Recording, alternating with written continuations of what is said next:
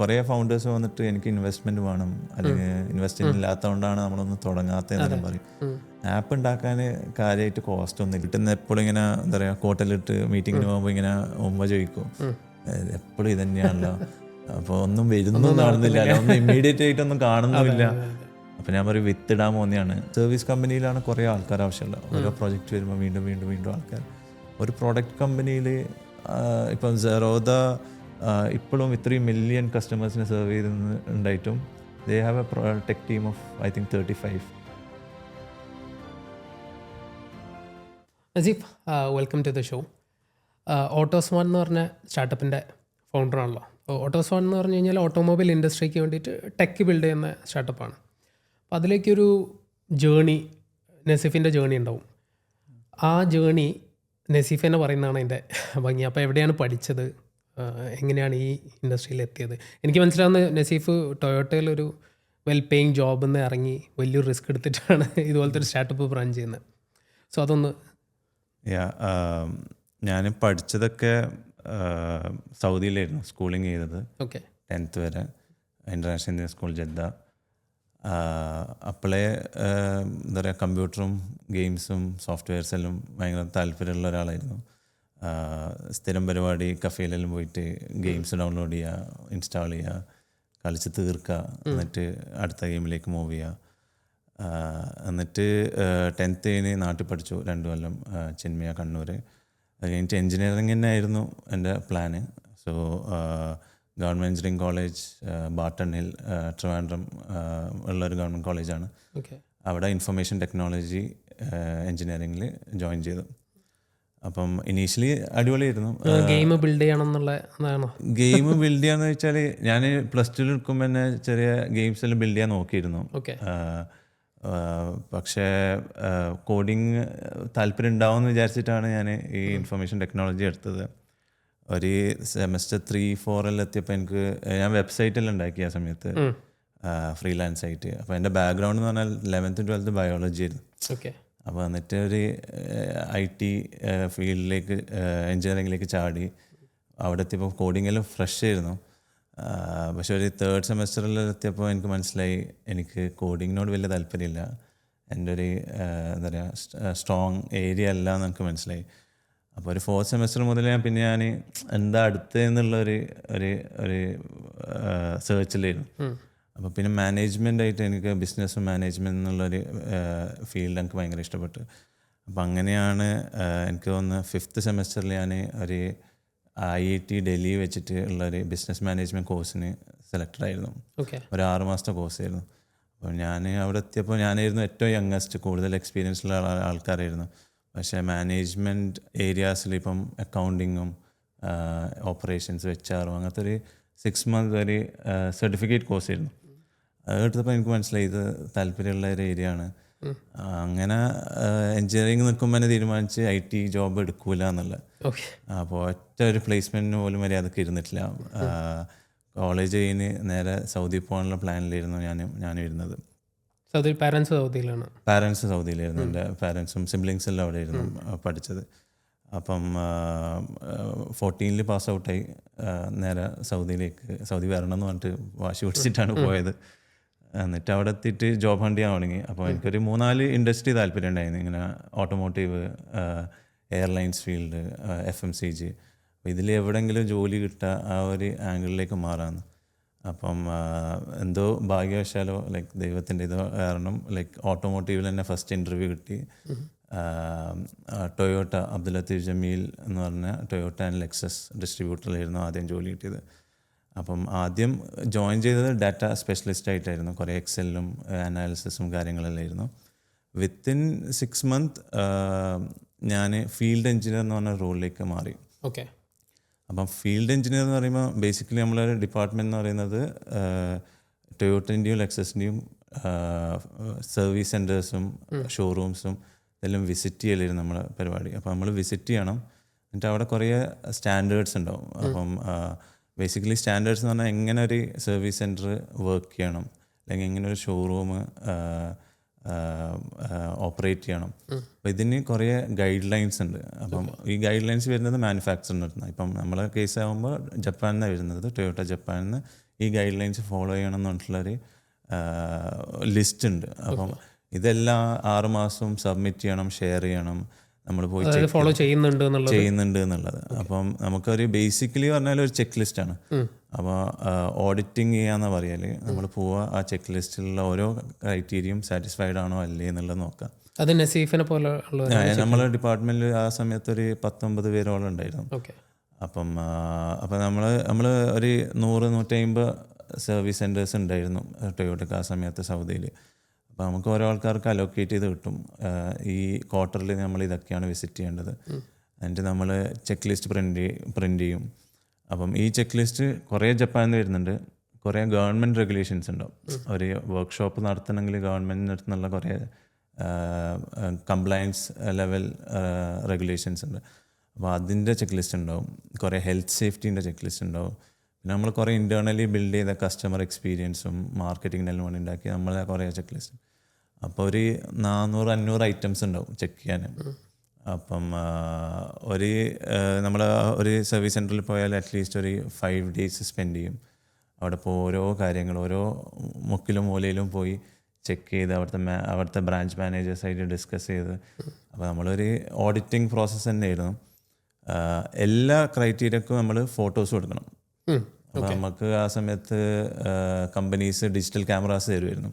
അപ്പോൾ നമ്മൾ ക്യാമറയിൽ ഒന്ന് പോയി ഇങ്ങനെ ഫോട്ടോ എടുത്ത് ഡോക്യുമെൻറ്റ്സ് എല്ലാം കളക്ട് ചെയ്ത് വന്ന് തിരിച്ച് ഇത് ഓഫീസിൽ വന്ന് ഒരു എക്സൽ റിപ്പോർട്ടിൽ നമ്മൾ ഇത് തിരിച്ച് എല്ലാം റിമാർക്സ് എഴുതിയതെല്ലാം ഇപ്പുറത്തേക്ക് മാറ്റണം, ഫോട്ടോസ് എടുത്തതെല്ലാം അറ്റാച്ച് ചെയ്യണം. എന്നിട്ട് ഇത് മാനേജ്മെൻറ്റിന് റിപ്പോർട്ടായിട്ട് സബ്മിറ്റ് ചെയ്യണം. അപ്പോൾ കുറേ ഐറ്റംസ് സാറ്റിസ്ഫൈ ചെയ്യാത്ത കുറേ ഐറ്റംസ് ഉണ്ട്. അത് അപ്പം അവരുടെ അടുത്ത് ആക്ഷൻ എടുക്കാൻ പറയണം. എന്താണ് അടുത്ത ഇതെങ്ങനെ ഇമ്പ്രൂവ് ചെയ്യുക. അപ്പം ഇതായിരുന്നു ഒരു ജോബ് പ്രൊഫൈൽ എന്ന് പറയുന്നത്. അപ്പം ആ സമയത്താണ് എന്താ പറയുക, കുറേ മാനുവലായിട്ടുള്ള ടാസ്ക് ആയിരുന്നു. അപ്പോൾ ഇനീഷ്യലി ഭയങ്കര എക്സൈറ്റിംഗ് ആയിരുന്നു. കാരണം ട്രാവൽ ചെയ്യാൻ പറ്റും എല്ലാ സ്ഥലത്തും. സൗദിയിലുള്ള ഓൾമോസ്റ്റ് എല്ലാ സിറ്റീസും വിസിറ്റ് ചെയ്യാൻ പറ്റിയ ആ സമയത്ത്.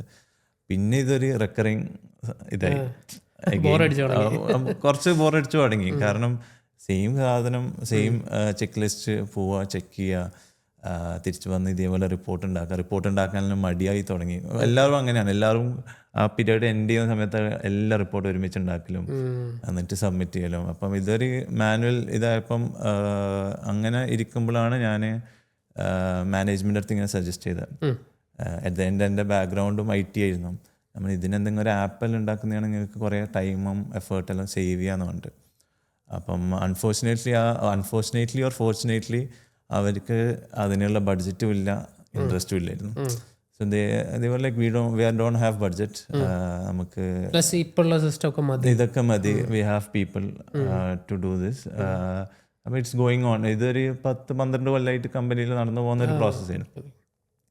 അപ്പോൾ ഞാനൊന്ന് നോക്കട്ടെ എന്ന് പറഞ്ഞിട്ട് ഞാൻ എൻ്റെ ഒരു പേഴ്സണൽ ജോബ് എളുപ്പമാക്കാൻ വേണ്ടിയിട്ട് തുടങ്ങിയൊരു ഇതായിരുന്നു. ആ സമയത്ത് 2-3 പേരുടെ അടുത്ത് ഇങ്ങനെ ട്രൈ ചെയ്തു ഇതിങ്ങനത്തെ ഒരു ആപ്പ് ബിൽഡ്. എനിക്ക് എന്തായാലും ബിൽഡ് ചെയ്യാൻ പറ്റില്ല എന്നുള്ളത് എനിക്കറിയാം. എനിക്ക് കാര്യങ്ങളെല്ലാം പറഞ്ഞു കൊടുക്കുക, കോഡ് ചെയ്യാൻ എനിക്ക് താല്പര്യമില്ല എന്നുള്ളത് എനിക്ക് ഭയങ്കര ക്ലിയർ ആയിരുന്നു. അപ്പം അങ്ങനെ എൻ്റെ ഹോസ്റ്റലിലുണ്ടായ എൻ്റെ ഒരു ഫ്രണ്ട് ഉണ്ട്, ഇജാസ് എന്ന് പറഞ്ഞിട്ട്. അപ്പം അവന് കോളേജിലുണ്ടാകുമ്പോഴേ ഭയങ്കര പ്രോഗ്രാമിങ്. അവന് എന്താ പറയുക ഫ്രീലാൻസും. അപ്പോൾ ഞാനെല്ലാം കോഡിങ് എക്സാമെല്ലാം ഉണ്ടെങ്കിൽ അവൻ്റെ അടുത്ത് പോയിട്ട് ഇരുന്നിട്ടാണ് പഠിക്കൽ. അപ്പോൾ അവന് കുറേ ഫ്രീലാൻസ് വർക്ക് ആ സമയത്ത് ഹോസ്റ്റലിലുണ്ടാവും ഇങ്ങനെ ചെയ്യലുണ്ടായിരുന്നു.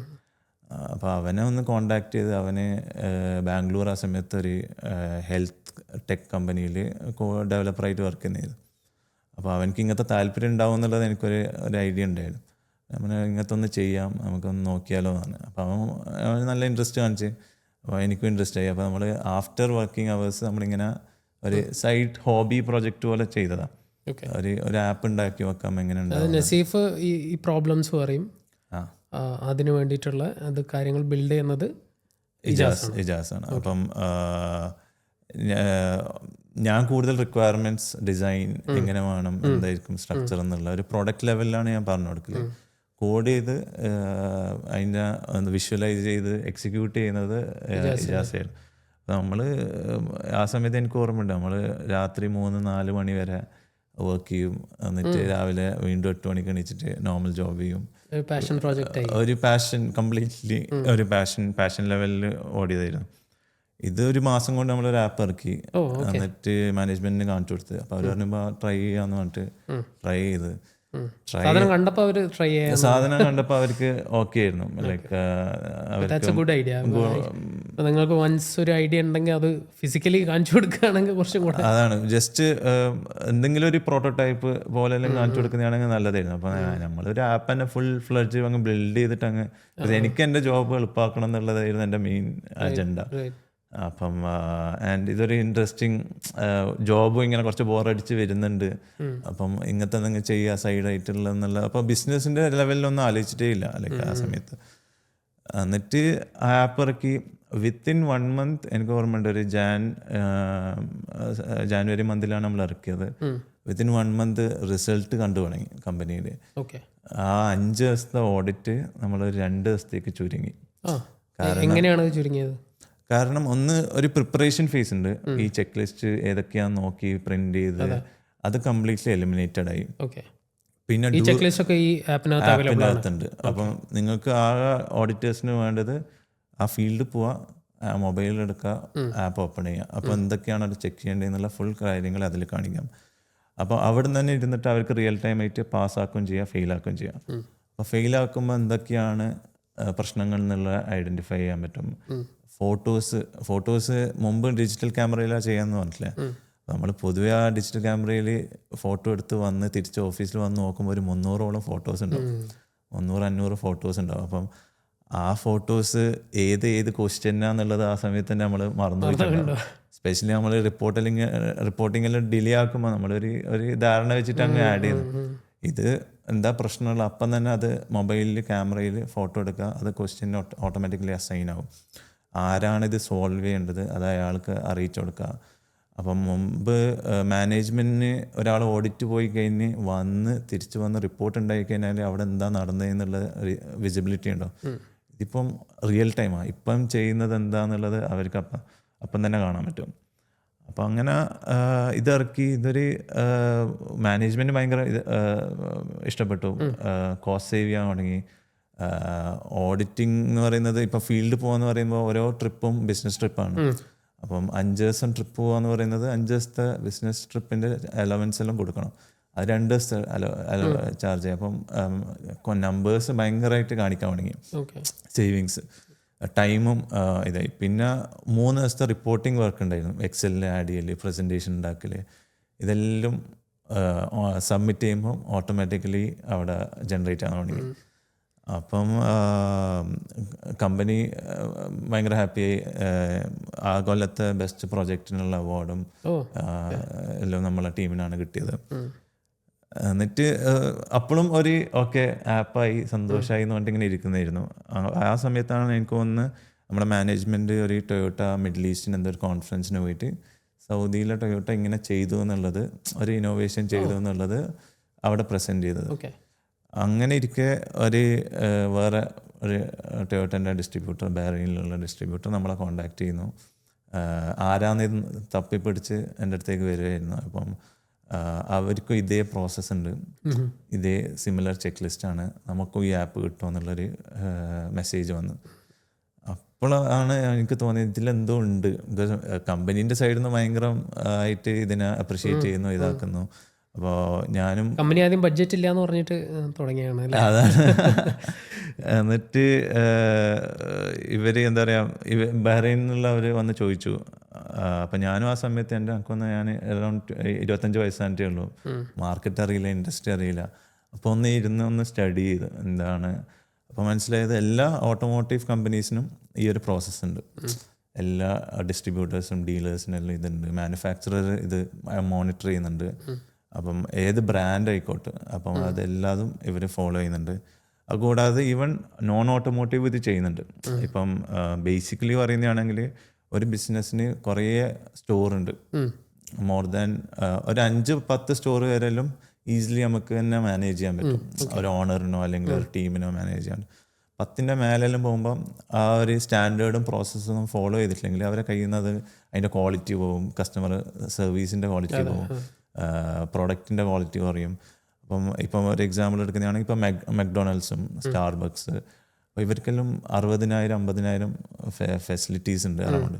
അവരെല്ലാം ഇപ്പോഴും ഏതൊരു മെക്ഡി പോയാലും നമുക്കറിയാം, നേരെ സ്റ്റോറിൽ പോവുക, അവിടെ കിയോസ്ക് ഉണ്ടാവും, കിയോസ്ക് പോയി ഓർഡർ ചെയ്യുക, കളക്ട് ചെയ്യുക, ഒന്നെങ്കിൽ ടേബിളിൽ കൊണ്ടുവരണമെങ്കിൽ ആ കോൺ എടുത്തിട്ട് ലോകത്തിന്റെ ഏത് ഭാഗത്ത് പോയാലും സെയിം ആണ്. അത് മാനുഫാക്ചറർ ഉണ്ടാക്കുന്ന ഒരു പ്രോസസ്സും സ്റ്റാൻഡേർഡ്സും ആണ്. അത് ഫോളോ ചെയ്യുന്നുണ്ടോ ഇല്ലേ എന്നുള്ളത് നോക്കുന്ന ഒരു ടീം അവിടെ ഉണ്ട്. അപ്പം ഈ ഒരു പ്രോസസ്സ് എല്ലാ ഓട്ടോമോട്ടീവിലും ഉണ്ട്. കാരണം കാറും സർവീസും റിപ്പയർ ഒക്കെയാണ്. അപ്പം എല്ലാതും തോന്നിയ പോലെ ടെക്നീഷ്യൻസിന് റിപ്പയർ ചെയ്യാൻ പാടില്ല. ആ ബ്രാൻഡിൻ്റെ മെത്തേഡ് ഉപയോഗിച്ചിട്ടേ റിപ്പയർ ചെയ്യാൻ പാടുള്ളൂ. അപ്പോൾ അങ്ങനെ ഒന്ന് മാർക്കറ്റ് പഠിച്ചപ്പോൾ ഓക്കെ, ഇതിനൊരു സ്കോപ്പ് ഉണ്ട്, ഇതൊരു പ്രോഡക്റ്റ് ലെവലിലേക്ക് നമുക്ക് ചെയ്യാൻ പറ്റും എന്നുള്ളത് അറിഞ്ഞപ്പം നമ്മൾ ഈ സെയിം സാധനം ഒരു പ്രോഡക്റ്റ് ലെവലിലേക്ക് മാറ്റി ബെയറിനും അത് കൊടുത്തു. അതിൻ്റെ കോസ്റ്റ് ഒക്കെ എപ്പോഴും ബെയർ ചെയ്യുന്നത് നിങ്ങൾ തന്നെയാണ്? ആ സമയത്ത് അങ്ങനെ കാര്യമായിട്ട് കോസ്റ്റ്, ഒരു ആപ്പ് ഉണ്ടാക്കാൻ ഞാൻ പറയും, ഇപ്പം കുറേ ഫൗണ്ടേഴ്സ് വന്നിട്ട് എനിക്ക് ഇൻവെസ്റ്റ്മെന്റ് വേണം, അല്ലെങ്കിൽ ഇൻവെസ്റ്റ്മെന്റ് ഇല്ലാത്തതുകൊണ്ടാണ് നമ്മളൊന്നും തുടങ്ങാത്തതെന്ന് പറയും. ആപ്പ് ഉണ്ടാക്കാൻ കാര്യമായിട്ട് കോസ്റ്റ് ഒന്നും ഇല്ല. അപ്പം ബേസിക്കലി കൊണ്ട് ആ സ്കിൽ സെറ്റും എന്താണ് പ്രോബ്ലം എന്നുള്ള ഐഡന്റിഫൈ ചെയ്യലാണ്. കൃത്യമായിട്ടുള്ള ഒരു വിഷൻ വേണം, ഒരു വിഷനും. ഈവൻ ഇപ്പൊ എനിക്ക് തോന്നുന്നു കോഡിംഗ് പോലും അറിയണമെന്നില്ല. ഇപ്പൊ കോഡിംഗ് പോലും അറിയണ്ട. ഇപ്പൊ AI എല്ലാം കാലമായോണ്ട് ഇംഗ്ലീഷ് അറിഞ്ഞാൽ മതി, പ്രോംപ്റ്റ്സ് ഇട്ടാൽ മതി.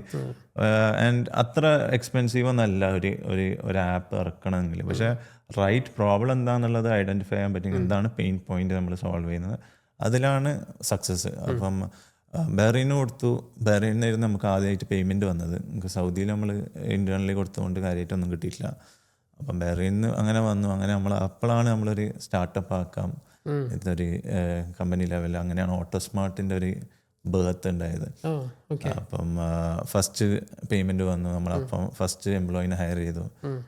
എന്താ പറയുക, ഈ ജോലിയിൽ നിൽക്കുന്നില്ലേ? ഞാൻ ജോലിയിലുണ്ടായിരുന്നു. അപ്പം ഫസ്റ്റ് പേയ്മെന്റ് വന്നപ്പോൾ ഇജാസ് ജോലിയിൽ നിന്ന് ഇറങ്ങി. നമ്മളൊരാളെയും കൂടി ഹയർ ചെയ്ത് ടെക്കിലേക്ക് സപ്പോർട്ട് ചെയ്യാൻ വേണ്ടിയിട്ട്. ഇജാസ് നാട്ടിൽ ജോബിലായിരുന്നു? ഇജാസ് ബാംഗ്ലൂർ ആയിരുന്നു ആ സമയത്ത്. ജോബ് റിസൈൻ ചെയ്തു. അപ്പം ഞാൻ ഒന്നും കൂടിയും എന്താ സ്റ്റേബിൾ ആകുന്ന വരെ ഞാൻ കണ്ടിന്യൂ ചെയ്യാം, നീ റിസൈൻ ചെയ്തോ പറഞ്ഞിട്ട് അവനെ ഇറക്കി. അവന് ഫുൾ ടൈം ആയിട്ട് ഇതിലേക്ക് വന്നു. ഫസ്റ്റ് എംപ്ലോയി വന്നു. അവൻ ഇപ്പോഴും ഉണ്ട്. ഫസ്റ്റ് എംപ്ലോയി നമ്മുടെ ഇനീഷ്യൽ എംപ്ലോയീസ് ഇപ്പോഴും ഉണ്ട്. അങ്ങനെ തുടങ്ങിയതൊരു ഇതായിരുന്നു. അങ്ങനെ നമ്മൾ ഒരു വിത്തിൻ 1-2 ഇയേഴ്സ് കിയ വന്ന്, മിറ്റ്സുബിഷി വന്ന്. അപ്പം കുറച്ചും കൂടിയും യൂസ് കേസസ് മനസ്സിലാവാൻ തുടങ്ങി. ഇതൊക്കെ റെഫറൻസ് ത്രൂ എന്നുള്ള ഇനീഷ്യലി വന്നതൊരു ഫൗണ്ടർ ലെഡ് സെയിൽസ്, അല്ലെങ്കിൽ എൻ്റെ ഒരു നെറ്റ്വർക്കും. ടൊയോട്ടയിൽ ഉണ്ടായ സമയത്ത് നല്ല റിലേഷൻഷിപ്പ് ഉണ്ടാക്കാൻ പറ്റിയിരുന്നു. കുറേ കണക്ഷൻസ്, ഈ ഇൻഡസ്ട്രിയിലുള്ള കണക്ഷൻസ് ഉണ്ടാക്കാൻ പറ്റിയിരുന്നു. അപ്പോൾ അങ്ങനെ തുടങ്ങിയതാണ് ഇത്. അപ്പോൾ ഇനീഷ്യലി വന്നതെല്ലാം ആ സർക്കിളിൽ നിന്ന് തന്നെയായിരുന്നു. എന്നിട്ട് പിന്നെ കുറച്ച് ഔട്ട് ബൗണ്ട് പോകാൻ തുടങ്ങി. എന്നിട്ട് ഇപ്പം നമ്മളൊരു ടീം ഓഫ് ഒരു 25 പീപ്പിൾ ഉണ്ട് നമ്മളെ ഉള്ളിൽ. കംപ്ലീറ്റ്ലി ബൂട്ട് സ്ട്രാപ്ഡ് ആണ്. നമ്മൾ എന്താ പറയുക, ആ ഫസ്റ്റ് വന്ന സെയിൽസ് നമ്മൾ മാറ്റി അതാണ് കമ്പനീനെ മുന്നോട്ട് കൊണ്ടുപോകുന്നത്. ഓക്കെ. ഈ ക്ലയൻസ് ഒക്കെ വന്നു, കിയ വന്നു. ഇപ്പം നമ്മളെ അടുത്ത് കിയ ഉണ്ട്, Mitsubishi middle east Africa completely ഉണ്ട്, MG മിഡിൽ ഈസ്റ്റ് ആഫ്രിക്ക ഉണ്ട്. അപ്പം ഷങ്കൻ എന്ന് പറഞ്ഞിട്ടുള്ള ഒരു ചൈനീസ് ബ്രാൻഡ് ഉണ്ട് സൗദിയിൽ.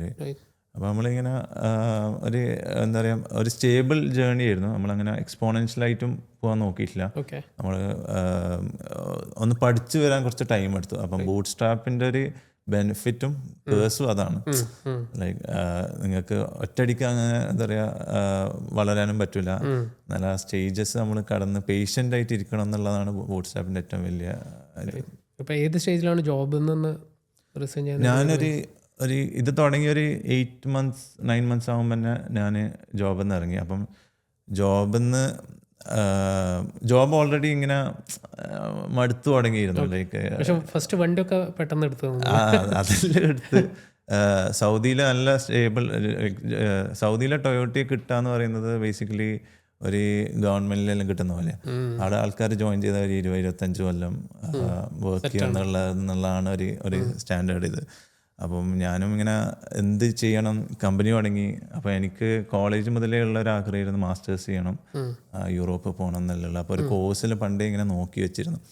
അപ്പോൾ ഇതെല്ലാം ഇങ്ങനെ ഒന്ന് ഇതായി വന്നപ്പോൾ എനിക്ക് തോന്നി ഇനിയും അല്ല അത് അപ്ലൈ ചെയ്യാം. അപ്പോൾ അങ്ങനെ മാസ്റ്റേഴ്സിന് അപ്ലൈ ചെയ്തു. ഒരു ഇറാസ്മസ് പ്രോഗ്രാം പോലത്തെ ഒരു മാസ്റ്റേഴ്സ് ആയിരുന്നു. International masters in industrial management എന്ന് പറഞ്ഞിട്ട്. അപ്പം ബേസിക്കലി ട്രാവൽ ചെയ്യാൻ നല്ല ഇഷ്ടമായിരുന്നു. അപ്പം ഈ മാസ്റ്റേഴ്സ് എന്ന് പറയുന്നത് സ്പെയിനിൽ ഒരു സെമിസ്റ്റർ, ഇറ്റലിയിൽ വേറെ സെമിസ്റ്റർ, പിന്നെ 2 സെമിസ്റ്റർ ജർമ്മനിയിൽ, അങ്ങനെയായിരുന്നു എൻ്റെ ഒരു കോഴ്സ്. അപ്പോൾ മാസ്റ്റേഴ്സിന് അഡ്മിഷൻ കിട്ടി, വിസ പ്രോസസ്സെല്ലാം തുടങ്ങി. അപ്പം വീട്ടിലിങ്ങനെ ഇങ്ങനെ ജോബ് വിടണം ഇറങ്ങിയെന്ന് പറഞ്ഞപ്പോൾ അവരാകെ ഷോക്കായി. അവർ എന്താ പറയുക എക്സ്പെക്റ്റ് ചെയ്തിട്ടില്ല. ബിക്കോസ് പൊതുവേ ടൊയോട്ടയിലെല്ലാം ഓക്കെയാണ്, ഫാമിലി ഉണ്ട്, എന്താ പറയുക ജോബുണ്ട്, വണ്ടിയുണ്ട്, ഫ്രണ്ട്സ് ഉണ്ട്, പഠിച്ച സ്ഥലം തന്നെയാണല്ലോ. സൗദി വിട്ട് പോകാന്ന് പറയുന്നത് ആരും പ്രതീക്ഷിക്കാത്ത ഒരു ഡിസിഷൻ ആയിരുന്നു. ആ ഒരു സമയത്ത് ഇപ്പോഴേ പറ്റും, പിന്നെ യുനോ അതിന് ചാൻസ് കിട്ടില്ല എന്ന് വിചാരിച്ചുകൊണ്ട് ഞാൻ ആ സമയത്ത് അങ്ങനെ ഇറങ്ങി. നല്ലൊരു എക്സ്പീരിയൻസ് ആയിരുന്നു അതും. ഐ തിങ്ക് അതും നല്ലോണം എൻ്റെ ലൈഫ് ഷേപ്പ് ചെയ്തു. ആ ഒരു 3-4 ഇയേഴ്സ് 5 ഇയേഴ്സ് ഉണ്ടായിരുന്നു മൊത്തം യൂറോപ്പിൽ. ഓക്കെ. അപ്പോൾ അതേസമയം പാരലലി ഓട്ടോസ്മാർട്ട് ബിൽഡ് ചെയ്യുന്നുണ്ടായിരുന്നു. അപ്പം മാനേജ്മെൻറ്റ് മാസ്റ്റേഴ്സ് ആയതുകൊണ്ട് കുറേ കാര്യങ്ങൾ പഠിക്കാൻ പറ്റി. അഗെയിൻ അക്കൗണ്ടിങ്ങും ഫൈനാൻസും ടീം മാനേജ്മെൻറ്റും പല ആസ്പെക്ട്സും ഉണ്ടായിരുന്നു മാസ്റ്റേഴ്സിൽ. ഓരോന്ന് പഠിക്കും, ചിലത് കമ്പനിയിൽ ഇംപ്ലിമെൻ്റ് ചെയ്യും. അപ്പോൾ ഒരു പ്രാക്ടിക്കൽ വിത്ത് സ്റ്റഡീസ് ആയിരുന്നു നടന്നത്. അതുകൂടാതെ ലൈഫ് എക്സ്പീരിയൻസ് നല്ലൊരു ഇതായിരുന്നു, സ്ട്രോങ് ആയിരുന്നു. കാരണം ഓരോ സ്ഥലത്ത് പോകുമ്പോഴും, സ്പെയിനിൽ പോകുമ്പം അവിടെ സ്പാനിഷാണ്, അവിടെ ഇംഗ്ലീഷ് സ്പീക്കേഴ്സ് ഭയങ്കര കുറവാണ്. പിന്നെ അത് കഴിഞ്ഞ് ഇറ്റലിക്ക് പോകാൻ വേണ്ടി വീണ്ടും വിസ, അക്കോമഡേഷൻ, ഫുൾ നമ്മളെ ലൈഫും ബാഗും എല്ലാം ഒരു രാജ്യത്ത് നിന്ന് വേറെ രാജ്യത്തേക്ക് കൊണ്ടുപോകണം. അപ്പോൾ 6 മാസമേ നിൽക്കാൻ പറ്റില്ല. അപ്പോൾ അവിടെ കുറേ സർക്കിളും ഇതെല്ലാം ഉണ്ടാക്കി വരുമ്പോഴേക്ക് അപ്പുറത്തേക്ക് ചാടേണ്ടി വന്നു. അപ്പം ഇറ്റലിയിൽ പോയിട്ട് അവിടെ ഇറ്റാലിയൻ. ഇതെല്ലാം നസീഫിന്റെ സേവിങ്സ് എന്നാണ്, അതോ സ്കോളർഷിപ്പ് എങ്ങനെയാണ്? ഫീ വേവർ ഉണ്ടായിരുന്നു, എനിക്ക് ഫീസ് നല്ല കുറവായിരുന്നു, പ്ലസ് സേവിങ്സും. പിന്നെ ഓട്ടോസ്മാർട്ടും വന്ന് ഞാൻ നല്ല സാലറി ഇൻകം വരാൻ തുടങ്ങിയിട്ടുണ്ടായിരുന്നു. അപ്പം ഇറ്റലിയിൽ അങ്ങനെ ഒരു 6 മാസം ഉണ്ടായി. പിന്നെ ജർമ്മനി എടുത്തു. ജർമ്മനിയിൽ ഓൺടർപ്രണർഷിപ്പിലാണ് ഞാൻ ഇത് ചെയ്തത്, സ്പെഷ്യലൈസ് ചെയ്തത്. അവിടുത്തെ ടെക്നിക്കൽ യൂണിവേഴ്സിറ്റി ഓഫ് മ്യൂണിക് എന്ന് പറഞ്ഞിട്ട് ഒരു ഓൺടർപ്രണർഷിപ്പിന് നല്ല ഫോക്കസ് കൊടുക്കുന്ന യൂണിവേഴ്സിറ്റിയാണ്. അവിടെ ഒരു 3 കൊല്ലത്തോളം ജർമ്മനിയിലുണ്ടായിരുന്നു. അപ്പം അവിടുത്തെ എക്കോസിസ്റ്റവും സ്റ്റാർട്ടപ്പ് എക്കോസിസ്റ്റമായിട്ട് നല്ല കണക്റ്റഡ് ആയിട്ട് ഇരുന്നു. അപ്പം അവിടെ ഇരിക്കെ എനിക്ക് തോന്നുന്നു 2021 കോവിഡിന് ശേഷം ഒരു ഇറാസ്മസ് ഫോർ യങ് ഓൺടർപ്രണേഴ്സ് എന്ന് പറഞ്ഞൊരു പ്രോഗ്രാം ഉണ്ടായിരുന്നു. അപ്പോൾ അത് യൂറോപ്യൻ യൂണിയൻ നടത്തുന്ന ഒരു സ്റ്റാർട്ടപ്പ് ഫൗണ്ടേഴ്സിന് വേണ്ടിയിട്ടുള്ളൊരു പ്രോഗ്രാമായിരുന്നു. അപ്പം ബേസിക്കലി ഒരു ന്യൂ ഓൺടർപ്രണർ ഉണ്ടാവും, പിന്നെ ഒരു ഹോസ്റ്റ് ഓൺടർപ്രണർ ഉണ്ടാവും. ഹോസ്റ്റ് എന്ന് പറയുമ്പോൾ കുറച്ച് എക്സ്പീരിയൻസ്ഡ് ആയിട്ടുള്ള ഓൺടർപ്രണേഴ്സ്. അപ്പം ഇവർ തമ്മിലുള്ള ഒരു എക്സ്ചേഞ്ചാണ്. അപ്പം ഞാനൊരു ന്യൂ ഓൺടർപ്രണറായിട്ട് എനിക്ക് മാച്ച് ചെയ്ത് കിട്ടിയത് ബെൽജിയമുള്ള ഒരു സ്റ്റാർട്ടപ്പ് ഫൗണ്ടറായിട്ടായിരുന്നു. അപ്പം മൂപ്പര് അവിടെ കാർ ഷെയറിങ് സ്റ്റാർട്ടപ്പ് ചെയ്യുന്നൊരു കമ്പനി നടത്തുന്നതായിരുന്നു. അപ്പോൾ എനിക്ക് ഒരു 6 മാസം അവിടെ പോയിട്ട് മൂപ്പര കൂടിയും ഇരുന്ന് മൂപ്പര ഡെയിലി ഡേ ടു ഡേ ഒരുമിച്ചിരുന്ന് മൂപ്പരെന്താ ചെയ്യുന്നത്, എൻ്റെതും അങ്ങോട്ട് പറഞ്ഞു കൊടുക്കാമോ, അവരതും ഇങ്ങോട്ട് പഠിക്കാം എന്നുള്ള. അപ്പം അവരെ കൂടെ തന്നെയാണ് താമസിച്ചതും. അപ്പോൾ ഒരു 6 മാസം ഒരു ക്രാഷ് കോഴ്സ് അങ്ങനെയും കിട്ടി. അപ്പം ഇങ്ങനത്തെ കുറേ എക്സ്പീരിയൻസും നോളജെല്ലാം എടുത്തിട്ടാണ് പിന്നെ തിരിച്ചത്. ഇങ്ങനത്തെ എനിക്ക് തോന്നുന്നു ഇങ്ങനത്തെ കുറേ കോഴ്സസ് അവൈലബിൾ ആണ്. അതിങ്ങനെ ഒന്ന് സെർച്ച് ചെയ്താൽ എവിടെയായിട്ട് പല റീജിയൻസിലും ഇതേപോലത്തെ കോഴ്സസ്, ഈ സ്റ്റാർട്ടപ്പ് പ്രോഗ്രാംസ് ഉണ്ട്. അപ്പം എൻ്റെ മെയിൻ ഹോബി എന്ന് പറഞ്ഞാൽ ഇങ്ങനത്തെ സ്റ്റാർട്ടപ്പ് ആക്സിലറേറ്ററും ഇങ്ങനത്തെ പ്രോഗ്രാംസും കുറേ മാസ്റ്റർ ക്ലാസ്സസ് ഉണ്ടാവും. അപ്പം അതെല്ലാം പോയി അറ്റൻഡ് ചെയ്യലും ഇതൊക്കെയാണ്. ഓക്കെ. അപ്പോൾ പക്ഷേ ഈ ട്രാവൽ ചെയ്യുന്നതിൻ്റെ കൂടെ എങ്ങനെയാണ് ഇപ്പോൾ കമ്പനി റൺ ചെയ്യുക, എങ്ങനെയാണ് ടീമിനായിട്ട് കോണ്ടാക്റ്റിലിരിക്കുക, അത് വർക്ക് ചെയ്യണമല്ലോ അതിൻ്റെ മുകളിലും. ഈ കാലത്ത് അത് എന്താ പറയുക, കോവിഡും കൂടി വന്നതിന് ശേഷം നല്ല സുഖമായി. ഓൺലൈൻ, ഞാൻ കോവിഡിന് മുമ്പേ ഓൺലൈൻ മീറ്റിങ്സും കാര്യങ്ങളെല്ലാം ചെയ്യുന്ന ആളായിരുന്നു. ഇപ്പം എല്ലാവരും അഡോപ്റ്റഡ് ആണ്. ലൈക്ക് എന്തുണ്ടെങ്കിലും കസ്റ്റമേഴ്സും ടീംസ് മീറ്റിങ്ങിൽ വരാം. എനിക്ക് തോന്നുന്നു എൻ്റെ 3 കസ്റ്റമേഴ്സ് ഞാൻ ഇതുവരെ കാണാണ്ടാണ് ഡീല് സൈൻ ചെയ്തതും എല്ലാം ഓൺലൈൻ വഴിയായിരുന്നു ആ സമയത്ത് ചെയ്തത്.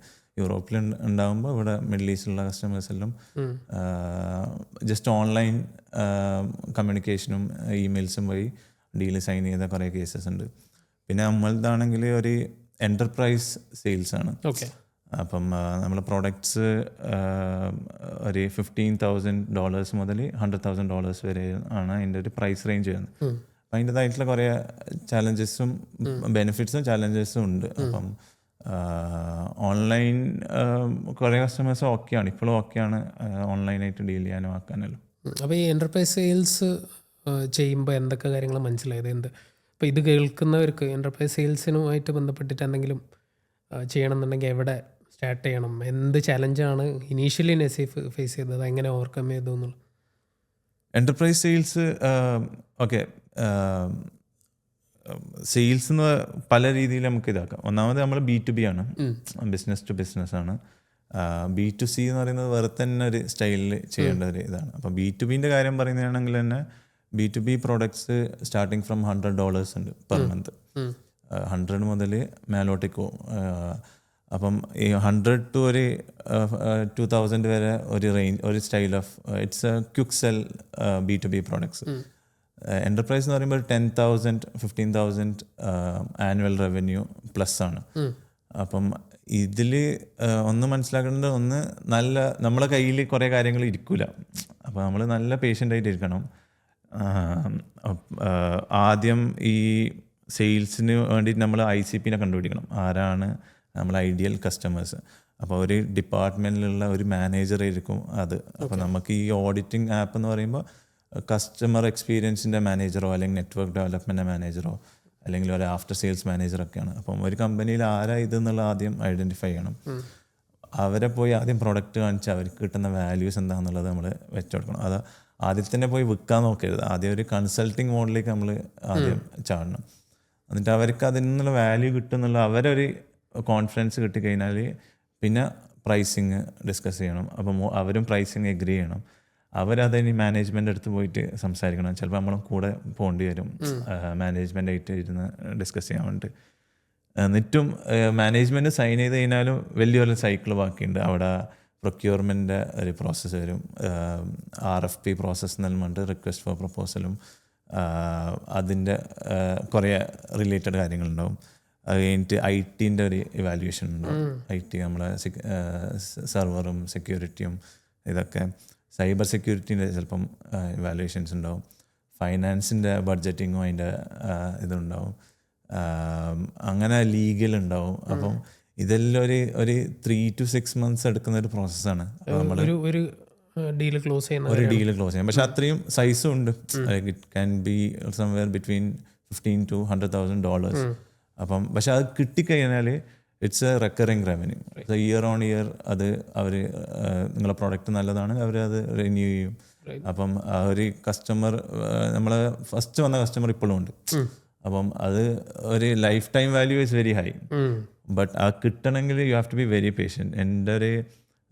എനിക്കൊരു ഇൻട്രസ്റ്റിംഗ് എക്സാമ്പിൾ ഉള്ളത്, ഇവിടെ അൽഫുത്തൈമിൽ വർക്ക് ചെയ്യുന്ന, UAE അൽഫുത്തൈമിൽ വർക്ക് ചെയ്യുന്ന ഒരാളെ പ്രോഡക്റ്റ് കാണിക്കാൻ പോയിരുന്നു. നമ്മൾ കാണിച്ചു, മൂപ്പർക്ക് അപ്പം കുറേ ഫീഡ്ബാക്ക് തന്നു. അപ്പോൾ അൽഫുത്തൈമിൽ എടുക്കാനുള്ള ഒരു പ്ലാനിലായിരുന്നു. പക്ഷെ അത് നടന്നിട്ടില്ല. പക്ഷെ മൂപ്പര് 4 കൊല്ലം കഴിഞ്ഞിട്ട് കമ്പനി മാറി വേറെ കമ്പനി ജോയിൻ ചെയ്തിട്ടുണ്ട്. എന്നെ ഒരു ദിവസം വിളിക്കുന്നത്, എന്നെ ഓർമ്മ ഉണ്ടോ ചോദിച്ചിട്ട്. അപ്പോൾ എനിക്ക് ചെറിയൊരു ഓർമ്മ ഉണ്ടായിരുന്നു, പക്ഷെ എന്നാലും ആരാന്നുള്ളത് എനിക്ക് കുറേ പേരായിട്ട് ഇങ്ങനെ സംസാരിച്ചുകൊണ്ട്.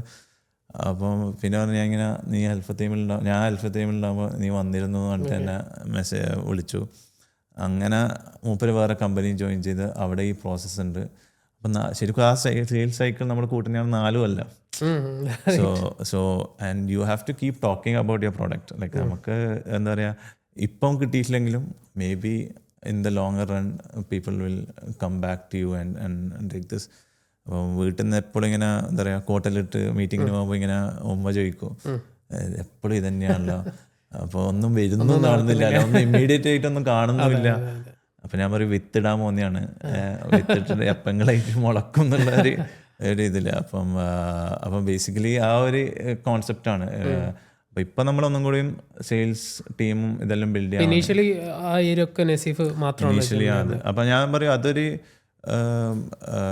എനിക്ക് അറിയാത്തതുകൊണ്ട് ചെയ്തൊരു മിസ്റ്റേക്ക് ആയിരുന്നു. ഞാൻ എന്നെ ഫുള്ളി ഹാൻഡിൽ ചെയ്യാൻ നോക്കി. Initial okay, founder led sales ആവണം, but again you have to put a good enough effort on sales also. അപ്പോൾ എൻ്റെ അടുത്ത് ഇപ്പോൾ ഒന്നും കൂടിയും ചെയ്യുന്ന ഈ ബിസിനസ് ചെയ്യാൻ താല്പര്യമുണ്ടെങ്കിൽ I would start selling from day 1. എനിക്ക് ആ സമയത്ത് പറഞ്ഞു തരാനോ അല്ലെങ്കിൽ അതിനുള്ള ഒരു ഇൻഫർമേഷനൊന്നും ഇല്ലായിരുന്നു. പക്ഷേ ഇപ്പോൾ ഞാൻ വിചാരിക്കുമ്പം പ്രോഡക്റ്റ് ഇല്ലെങ്കിൽ you should start selling, you should start talking about it, meet people in that area.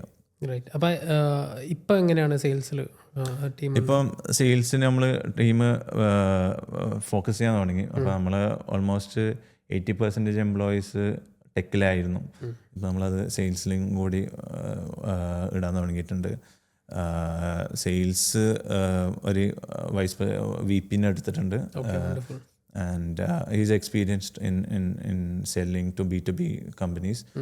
അപ്പം പിന്നെ 2-3 പേരെ സെയിൽസ് SDRും BDR എല്ലാം ആയിട്ട് നമ്മൾ ഹയർ ചെയ്തിട്ട്, അപ്പം ഇപ്പോൾ ഒരു കറക്റ്റ് എൻ്റർപ്രൈസ് ലെവലിലാണ് ഇത് റൺ ചെയ്യുന്നത്. And on a weekly basis we talk to different companies and introducers. അപ്പം നമ്മളും ഇപ്പം നമുക്കൊരു ഐഡിയ ഉണ്ട്. ഇപ്പം ഓക്കെ 5-6 months എടുക്കും. അപ്പം നമ്മളത് കണ്ടിന്യൂസ്ലി ഇങ്ങനെ നേർച്ചർ ചെയ്ത് ഇങ്ങനെ പോകണം. ഓരോ ആഴ്ച എന്തെങ്കിലും ആയിട്ട് ഒരു കമ്മ്യൂണിക്കേഷൻ പോകണം, അവരായിട്ട് ഫോളോ അപ്പും. നേരത്തെ പറഞ്ഞാൽ വിത്തിട്ടിട്ട് പിന്നെ അങ്ങനെ വെള്ളം ഒഴിച്ച് ചിലത് എന്താ പറയുക ചെറിയ ചെടിയായിട്ട് വരും, ചിലത് ബാമ്പു ആയിട്ട് വരും. അപ്പം and it's an interesting journey. ചില ആൾക്കാർക്ക് എല്ലാതും പെട്ടെന്ന് കിട്ടണമെന്ന് ഉള്ള ഇതുണ്ടാവും. അവർക്ക് പറ്റിയതല്ല എൻ്റർപ്രൈസ്. ഇത് എന്താ പറയുക ഒരു ഗെയിം കളിക്കുന്ന പോലെ, സ്ട്രാറ്റജിക് ഗെയിം കളിക്കുന്ന പോലെയാണ്. അപ്പോൾ ഞാൻ നല്ലോണം ഗെയിമിംഗ് ആയതുകൊണ്ട് ഇങ്ങനത്തെ കുറേ ഗെയിംസ് ഞാൻ കളിക്കാറുണ്ടായിരുന്നു. ഇങ്ങനെ ഓരോ റിസോഴ്സസ് അലോക്കേറ്റ് ചെയ്ത് ഏജ് ഓഫ് എംപയർസ് എന്നെല്ലാം പറഞ്ഞ ഗെയിം, പിന്നെ റോളർ കോസ്റ്റർ ടൈക്കൂൺ, അങ്ങനത്തെ കുറേ സ്ട്രാറ്റജിക്കലി നമ്മൾ എന്താ പറയുക ടൈം എടുത്ത് ബിൽഡ് ചെയ്ത് ഒരു ആർമിനെല്ലാം ഉണ്ടാക്കി പിന്നെ അറ്റാക്ക് ചെയ്യാൻ പോകുന്ന ഒരു, അപ്പോൾ ആ ഒരു കോൺസെപ്റ്റ് തന്നെയാണ്. സെയിം തോട്ട് പ്രോസസ്സ് തന്നെയാണ് ഇതിലും. നമ്മൾ റിസോഴ്സസും കാര്യങ്ങളെല്ലാം റെഡിയാക്കി, പ്രോഡക്റ്റ് റെഡിയാക്കി, നമ്മളെ ടീം റെഡിയാക്കി, എന്നിട്ട് നമ്മൾ ഇത് കസ്റ്റമറിലേക്ക് എത്തിച്ച് അവരെ നേർച്ചർ ചെയ്ത് അവസാനം അത് ഡീൽ ക്ലോസിങ് വരെ. അപ്പോൾ ഓരോ ഡീൽ ക്ലോസ് ചെയ്യുമ്പോൾ ഭയങ്കര സന്തോഷമാണ് നമുക്ക്. അത് എന്താ പറയുക, കുറേ ഡീൽസ് വന്നു കഴിഞ്ഞാൽ ചിലപ്പോൾ ആ സന്തോഷം കിട്ടിയെന്ന് വരും. പക്ഷെ ഇതിപ്പോൾ ഓക്കെ അതും ഹൈ ടിക്കറ്റ് സൈസ് ആയതുകൊണ്ട് നമുക്ക് ഓക്കെ ഒരു ഡീൽ വന്നാൽ തന്നെ നമുക്ക് നല്ലൊരു അച്ചീവ്മെൻ്റ് ആയിട്ടാണ് നമ്മൾ കാണുന്നത്. സ്റ്റിൽ ബൂട്ട് സ്ട്രാപ്ഡ് ആണ്. നമ്മൾ ഫണ്ടിങ്ങിന് കുറേ പേര് അപ്രോച്ച് ചെയ്തിരുന്നു, ഫണ്ടിങ്ങിന് താല്പര്യമുണ്ടെന്ന് പറഞ്ഞിട്ട്. പക്ഷേ ബൂട്ട് സ്ട്രാപ്പിൽ കിട്ടുന്ന ആ ഒരു ഫ്രീഡം അത് നഷ്ടപ്പെടുമെന്നുള്ള പേടിയും എന്താ പറയുക. പിന്നെ ആവശ്യം വന്നിട്ടില്ല. നമ്മൾ വിചാരിച്ചു ഇപ്പം ഒരു $1 million ഫണ്ട് ചെയ്യാനുള്ള ആൾക്കാരുണ്ടെങ്കിൽ why don't we make that 1 million. അപ്പം ഒരു and it's not far like ആ ഒരു നമ്പേഴ്സ് അച്ചീവ് ചെയ്യാന്ന് വെച്ചാൽ നമുക്കൊരു 3-4 കസ്റ്റമേഴ്സ് മതി. അപ്പോൾ ഒന്നും കൂടിയും ഹെവി ആയിട്ട് സെയിൽസിലേക്ക് ഇറങ്ങിയാൽ ആ പൈസ നമുക്ക് ഉണ്ടാക്കാം. അപ്പം ആ ഒരു മൈൻഡ് സെറ്റ് ആയിരുന്നു നമ്മൾ ആദ്യം മുതലേ ഉണ്ടായത്. ഇനീഷ്യൽ വേർഷൻ നിന്ന് ഇപ്പോൾ ഉള്ള പ്രോഡക്റ്റ് എത്രത്തോളം ദൂരെയാണ്, എന്ത് വ്യത്യാസം വന്നിട്ടുണ്ട്? നമ്മൾ ഫോളോ ചെയ്യുന്നത്, നമ്മൾ കുറേ പ്രോഡക്റ്റ്സ് ഉണ്ടാക്കി. ഈ ഓഡിറ്റ് ആയിരുന്നു നമ്മളെ സ്റ്റാർ പ്രോഡക്റ്റ്. പക്ഷേ അലോങ് ദ ജേർണി കുറേ പ്രോഡക്റ്റ് ഉണ്ടാക്കി, കുറേ ഫീലായി. അപ്പോൾ നമ്മൾ കുറേ എക്സ്പെരിമെൻ്റ് ചെയ്യാനുള്ള സ്പേസും നമുക്ക് കിട്ടിയിരുന്നു. കുറച്ച് എന്താ പറയുക ടൈം കിട്ടുമ്പോൾ നമ്മൾ എന്തെങ്കിലും ഒരു പുതിയ സാധനം ട്രൈ ചെയ്യും. അപ്പം അത് മാർക്കറ്റിൽ ഇറക്കാൻ നോക്കും, എന്നിട്ട് അതിന് മാർക്കറ്റ് ഉണ്ടോ നോക്കും. അപ്പം ആവശ്യക്കാരായിട്ട് സംസാരിച്ചു നോക്കും, നമ്മളെ എക്സിസ്റ്റിംഗ് കസ്റ്റമേഴ്സ് ഇങ്ങനെയായിട്ട് അവരായിട്ട് സംസാരിച്ച് നോക്കും. അപ്പം അങ്ങനെ കുറച്ച് സക്സസ്ഫുൾ പ്രോഡക്റ്റ് ഉണ്ട്. ഇപ്പോൾ നമ്മളടുത്തൊരു ലേണിംഗ് മാനേജ്മെൻറ്റ് സിസ്റ്റം ഉണ്ട്. കമ്പനീസിലുള്ള എല്ലാ ട്രെയിനിങ്സും കോഴ്സസും അതൊക്കെ മാനേജ് ചെയ്യാനുള്ള ഒരു ഭയങ്കര റോബസ്റ്റ് ആയിട്ട് സ്ട്രോങ് ആയിട്ടുള്ളൊരു ആപ്ലിക്കേഷൻ ഉണ്ട്. അത് ഇപ്പോഴും നമ്മളെ മിറ്റ്സുബിഷിയും ടൊയോട്ടയും അതെല്ലാം യൂസ് ചെയ്യുന്നുണ്ട്. അതേപോലെ മറ്റേ ഒരു KPI മാനേജ്മെൻറ്റ് എന്ന് പറഞ്ഞിട്ടൊരു ആപ്പ് ഉണ്ട്. അപ്പം കമ്പനീസിലെ പെർഫോമൻസ്, ഈ കീ പെർഫോമൻസ് ഇൻഡിക്കേറ്റർ, അപ്പം ഡീലർഷിപ്പിലുള്ള പെർഫോമൻസും ഇതെല്ലാം അവിടെ ഒരു ഗ്യാപ്പ് കണ്ടപ്പോൾ നമ്മൾ ഇതാക്കിയതാണ്. അപ്പം ഇങ്ങനെ പക്ഷെ നമ്മളൊരു 12-15ഓളം പ്രൊഡക്റ്റ് നമ്മൾ പലതും ട്രൈ ചെയ്തു. കുറേ എണ്ണം നമ്മൾ ഡിസ്കാർഡ് ചെയ്ത് കുറേ ഷെൽഫിലെടുത്ത് വെച്ചിട്ടുണ്ട്, ഇപ്പം എങ്കിലും ആവശ്യം വരുമ്പോൾ എടുക്കാൻ വേണ്ടിയിട്ട്. അപ്പം പിന്നെ നമ്മൾ ഫോളോ ചെയ്യുന്നൊരു നല്ല മെത്തേഡ് എന്ന് പറഞ്ഞാൽ എല്ലാ 1 year 2 year നമ്മൾ ആപ്പ് റീവാമ്പ് ചെയ്യും. അപ്പം ഒരു പ്രൊഡക്റ്റ് ഉണ്ടാക്കിയിട്ട് അത് അതേപോലെ യൂസ് ചെയ്യാൻ നമ്മൾ അങ്ങനെയല്ല ട്രൈ ചെയ്യില്ല. ഒരു പ്രോഡക്റ്റ് ഉണ്ടാക്കും, പിന്നെ കുറേ കസ്റ്റമേഴ്സ് ഓരോ ഫീച്ചേഴ്സ് ചോദിക്കും. അപ്പോൾ നമ്മൾ ഫീച്ചേഴ്സ് ഇങ്ങനെ ആഡ് ചെയ്ത് വരും. അപ്പോൾ കുറച്ച് ഒരു 1 year 2 year എല്ലാം കഴിയുമ്പം ആ പ്രോഡക്റ്റ് കുറേ അഡീഷണൽ അവിടുന്ന് ഇവിടുന്ന് വന്ന റിക്വസ്റ്റ് ഉണ്ടായതുകൊണ്ട് അതൊരു തുന്നി പിടിപ്പിച്ച പോലെ ഇരിക്കും. ഒരു ഷർട്ട് ഉണ്ടാക്കി പിന്നെ ഒരു പോക്കറ്റ് വെച്ച് പിന്നെ ഇപ്പുറത്ത് ഇത് വെച്ച്, അപ്പം നമ്മൾ എന്ത് ചെയ്യും, ഒന്നും കൂടിയും ഫുള്ള് പൊട്ടിച്ചിട്ട് വീണ്ടും ഒരു ഫ്രഷ് സാധനം ഈ ഫീച്ചേഴ്സ് എല്ലാം ഉള്ള ഇൻബിൽഡ് ആയിട്ടുള്ള ഇതുണ്ടാക്കും. അപ്പോൾ നമ്മളിപ്പോൾ അങ്ങനത്തെ ഒരു പ്രോസസ്സിലൂടെ കടന്നു പോകുന്നത്. അപ്പോൾ എല്ലാ 1 year 2 year നമ്മൾ പ്രോഡക്റ്റ് റിവാമ്പ് ചെയ്യും. It's like building A product from scratch. പക്ഷെ ആ എഫേർട്ടും ആ ടൈമും നമ്മളത് മാനേജ് ചെയ്യണം. കറൻറ്റ് കസ്റ്റമേഴ്സിനെ എഫക്റ്റ് ചെയ്യാനും പാടില്ല, എന്നാൽ പാരലലി ഇത് ബിൽഡ് ചെയ്ത് അവരെ മൈഗ്രേറ്റ് ചെയ്ത് ഇതിലേക്ക്. അതെങ്ങനെയാണ് ഇപ്പോൾ ആ പ്രോസസ്സ്? കുറച്ച് ഇതല്ല, ആ ഒരു ഫ്രിക്ഷൻ ഉണ്ടാവുമല്ലോ. ഫ്രിക്ഷൻ ഉണ്ടാവും. കുറേ റിസോഴ്സ് അലൊക്കേഷന് ആ സമയത്ത് നമുക്ക് കൊടുക്കേണ്ടി വരും. 2 ടീമായിട്ടായിരിക്കും ചെയ്യുക. ഒരു ടീം സപ്പോർട്ടിന് വേണ്ടിയിട്ടുണ്ടാവും എക്സിസ്റ്റിംഗ് സിസ്റ്റത്തിന്, ഒരു ടീം പുതിയ ഈ. അപ്പോൾ നമ്മൾ കണ്ടിന്യൂസ്ലി നമുക്കൊരു ടീമുണ്ട് പുതിയ പുതിയ ടെക്നോളജീസ്, AI-യും അങ്ങനത്തെ സാസ് ആർക്കിടെക്ചറും അങ്ങനത്തെ കുറേ കാര്യങ്ങൾ നമ്മൾ പഠിച്ചുകൊണ്ടിരിക്കുന്ന ഒരു ടീമുണ്ട്. അവരിത് ഓരോന്നും പഠിച്ച് ഇപ്പുറത്തുനിന്ന് ബിൽഡ് ചെയ്യും. R&D ഒരു ഡിപ്പാർട്ട്മെന്റ് ആയിട്ടാണ്. R&D ഡിപ്പാർട്ട്മെന്റ് ആയിട്ടില്ല, ഉള്ളിൽ തന്നെ ഉള്ള ആൾക്കാർ അങ്ങോട്ടും ഇങ്ങോട്ടും ഇത്. എന്നിട്ട് കറണ്ട് കസ്റ്റമേഴ്സ് അറിയാനേ പാടില്ല. അതാണ് ബേസിക് ഫണ്ടമെന്റൽ. അപ്പോൾ നമ്മളത് കുറേ ടെസ്റ്റ് ചെയ്ത് കുറേ ഇതാക്കി. പിന്നെ കസ്റ്റമേഴ്സ് എല്ലാം നല്ല സപ്പോർട്ടീവാണ്. നമ്മളിങ്ങനെ അവർക്കും പൊതുവേ ബിസിനസ് ആപ്ലിക്കേഷൻ എന്ന് പറയുന്നത് ബോറിംഗ് ആണ്. ഇപ്പോൾ ഒരു കമ്പനിയിലുള്ള SAP ERP സിസ്റ്റംസ് അല്ലെങ്കിൽ ലൈക്ക് CRM സിസ്റ്റംസ് എല്ലാം എനിക്ക് ആപ്പ് ഉണ്ടാക്കുമ്പോഴുള്ള ഒരു മെയിൻ കോൺസെപ്റ്റ് എന്ന് പറയുന്നത് ആപ്പ് ഈസി ടു യൂസ് ആയിരിക്കണം. ബിക്കോസ് ഞാൻ മുമ്പ് വർക്ക് ചെയ്യുന്നിടത്ത് SAP ഇംപ്ലിമെൻറ്റേഷൻ ചെയ്തപ്പം എനിക്ക് വരെ ട്രെയിനിങ് കിട്ടേണ്ട ആവശ്യമുണ്ടായിരുന്നു അത് യൂസ് ചെയ്യണമെങ്കിൽ. അതിൽ അത്രയും കുറേ ബട്ടൺസും കുറേ ഡ്രോപ്പ് ഡൗൺസും നമുക്ക് ഇതിലാണ് ക്ലിക്ക് ചെയ്യേണ്ടതെന്നൊന്നും അറിയില്ല. അപ്പോൾ എല്ലാവർക്കും ട്രെയിനിങ് കൊടുക്കാണ്ട് കിട്ടില്ല. അപ്പോൾ ഈസി ടു യൂസ് ആപ്ലിക്കേഷൻ ഉണ്ടാക്കണം എന്നുള്ളതായിരുന്നു നമ്മളെ മെയിൻ ഇത്. അപ്പം ആൻഡ് ഒരു ആപ്ലിക്കേഷൻ അവിടെ ബിസിനസ്സിൽ ഇറക്കി കഴിഞ്ഞാൽ അത് പിന്നെ ഒരു 10-20 കൊല്ലം ഓടും. അതിനകത്ത് ഒരു കാര്യമായിട്ടുള്ള ചേഞ്ചസ് ഒന്നും വരില്ല. നേരെ മറിച്ച് നമ്മളിങ്ങനെ ഫ്രഷ് ആയിട്ട് പുതിയ ഡിസൈന് പുതിയ ഫീച്ചേഴ്സ് അത് കൊടുക്കുമ്പോൾ കസ്റ്റമേഴ്സ് നല്ല ഹാപ്പിയാണ്. അപ്പോൾ നമുക്ക് തിരിച്ചും ആ റെസ്പോൺസ് കിട്ടാറുണ്ട്. അവരും ഇങ്ങോട്ട് വന്നിട്ട് റിക്വസ്റ്റ് ചെയ്യും, ഈ ഫീച്ചർ ഉണ്ടെങ്കിൽ നല്ലതല്ലേ, നമുക്കിത് ഉണ്ടാക്കി തരുമോ. അപ്പോൾ നമ്മൾ ഫീച്ചേഴ്സിനൊന്നും ചാർജ് ചെയ്യാറില്ല. അപ്പോൾ ഇത് നമ്മുടെ പ്രോഡക്റ്റാണ്, നമ്മൾ നല്ല ഫീച്ചറാണ് നമ്മൾ ബിൽഡ് ചെയ്യുമ്പോൾ നമുക്കാണ് നല്ലത്. അപ്പോൾ നമ്മൾ ആ ലെവലിൽ നമ്മൾ ഏറ്റവും ബെസ്റ്റ് രീതിയിൽ ഈസി ടു യൂസ് ആയിട്ട്. അപ്പോൾ ഞാൻ പ്രൗഡ്ലി പറയുന്ന ഒരു സാധനമുണ്ട്, പൊതുവെ ട്രെയിനിങ് കൊടുക്കാറില്ല നമ്മൾ. എല്ലാ കസ്റ്റമേഴ്സും ഇനീഷ്യലി പിച്ച് ചെയ്യുന്ന സമയത്ത് നിങ്ങൾ ട്രെയിനിങ് തരുമോ, നമ്മൾ ഓൺ ബോർഡ് ചെയ്യുമോ, അവർ എല്ലാം തരാമെന്ന് പറയും. എന്നിട്ട് ആ ഡ്യൂറിങ് ദ ഡെമോ സെഷൻസിൻ്റെ നമ്മൾ കാണിച്ചു കൊടുക്കും ഇതെങ്ങനെയൊക്കെയാണ്. എന്നിട്ട് ട്രെയിനിങ്ങിൻ്റെ ആ ഒരു പീരീഡ് എത്തുമ്പോൾ അവർ വേണ്ട, നമുക്ക് മനസ്സിലായതിൻ്റെ ആവശ്യമില്ല, നമുക്ക് തന്നെ ക്ലിയർലി കമ്മ്യൂണിക്കേറ്റഡ് ആണ് ഇതിൽ. അപ്പം ഈസി എന്താ പറയുക വേർഡ്സ് ഉപയോഗിക്കണം, ഓരോ ബട്ടൺസിന് ലേബിൾസ്. ആൾക്കാർക്ക് നോർമൽ ഒരു 10 വയസ്സുള്ള കുട്ടി യൂട്യൂബിലും അതാണ്. അപ്പം ബിസിനസ് ആപ്ലിക്കേഷൻസിൽ ആരും പൊതുവെ ഇങ്ങനെ ആലോചിക്കാറില്ല. അപ്പം അവിടെ നമ്മളൊരു വാല്യൂ കൊടുക്കുന്നുണ്ട്. പിന്നെ ക്വിക്ക് ടു ഇംപ്ലിമെൻ്റ് എന്ന് പറഞ്ഞിട്ടുള്ളൊരു വാല്യൂ നമ്മൾ ഫോക്കസ് ചെയ്യാറുണ്ട്. അഗെയിൻ ഈ any softwares in business usually ഒരു 3 to 6 month ഡിജിറ്റൽ ട്രാൻസ്ഫോർമേഷൻ എന്ന് പറയുമ്പോൾ കമ്പനിയിലെ ആൾക്കാർക്ക് പേടിയാണ്. ഇത് കുറേ കാലം മൈഗ്രേഷനും മറ്റത്. അപ്പം നമ്മളതെല്ലാം ഒരു 3 to 5 days കൊണ്ട് അവർക്ക് സ്റ്റാർട്ട് ചെയ്ത് യൂസ് ചെയ്ത് തുടങ്ങാം. അപ്പം ആ ഒരു ഇംപ്ലിമെൻറ്റേഷനും ഈസി ആക്കി വെക്കാം, എല്ലാതും കോൺഫിഗറബിൾ ആക്കി വെക്കാം, അവർക്ക് മനസ്സിലാവുന്ന ഭാഷയിൽ വെച്ച് കൊടുക്കാം. അപ്പം കൂടുതൽ ഫ്രിക്ഷൻ ഇല്ല. നമുക്ക് ഓൺ ബോർഡ് ചെയ്യാൻ ഇപ്പം കസ്റ്റമർ ഇന്ന് റെഡിയാണ്, ബഡ്ജറ്റ് ഉണ്ട്, അപ്രൂവൽ ഉണ്ട്, എല്ലാം ഉണ്ടെങ്കിൽ നമുക്കൊരു 3 ദിവസം കൊണ്ട് നമുക്ക് സ്റ്റാർട്ട് ചെയ്യാം അവർക്ക് യൂസ് ചെയ്യാൻ. അപ്പോൾ ഈ പ്രോഡക്റ്റ് ഉണ്ടാക്കുന്നതിന് മുമ്പ് എപ്പോഴെങ്കിലും നസീഫ് മാർക്കറ്റിൽ അന്വേഷിച്ചിട്ടുണ്ടോ വേറെ ഈ പ്രോഡക്റ്റ് ഉണ്ടോ, ഇങ്ങനത്തെ പ്രോബ്ലം സോൾവ് ചെയ്യുന്ന പ്രോഡക്റ്റ്സ് ഉണ്ടോ? അങ്ങനെയാണോ അത്?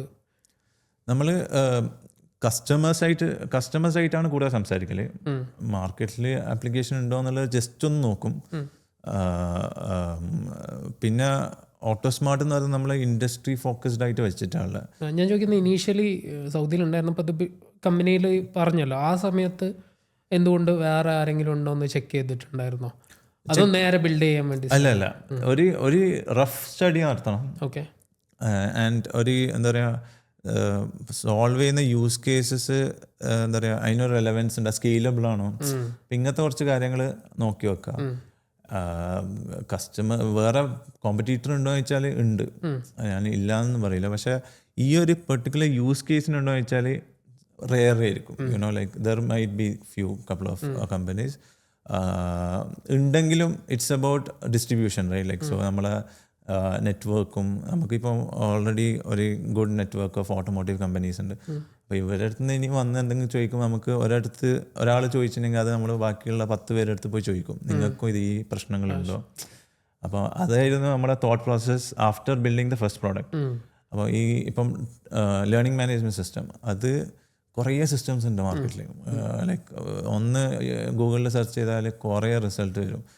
പക്ഷേ നമ്മൾ still we went building it. Because നമ്മൾ നോക്കിയപ്പോൾ നമ്മളെ നെറ്റ്വർക്കിലും നമ്മളെ കസ്റ്റമേഴ്സിലും എല്ലാം ചോദിച്ചപ്പോൾ LMS ഉണ്ട്, മാർക്കറ്റിലുണ്ട്, പക്ഷെ ഇവർക്ക് കംഫർട്ടബിൾ ആയിട്ടുള്ളൊന്നുമില്ല ഒരു ഓട്ടോമോട്ടീവ്. അപ്പോൾ നമ്മളൊരു ഓട്ടോമോട്ടീവ് സ്പെസിഫിക് LMS എന്ന് പറഞ്ഞിട്ട് നമ്മൾ ഇറക്കി കൊടുത്തു.